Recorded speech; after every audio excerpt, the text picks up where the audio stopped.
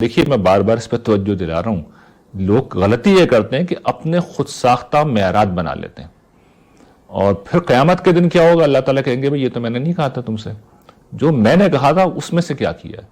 और इसमें सबसे ज़्यादा ख़तरनाक बात यह है कि जो हमारा दीन है इसमें ईमान में भी और इबादत में भी इज्तिहाद फरमा कर जब लोग इजाफे करते हैं तो इस पर पकड़ है, यानी फिर रोक लिए जाएंगे।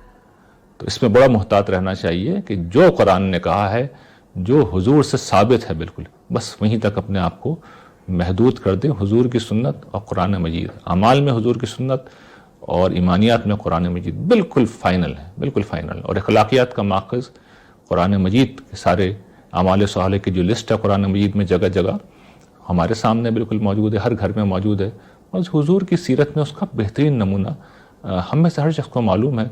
नहीं मालूम तो सीरत की किताबें उठा के देख लें, आपको पता चल जाएगा।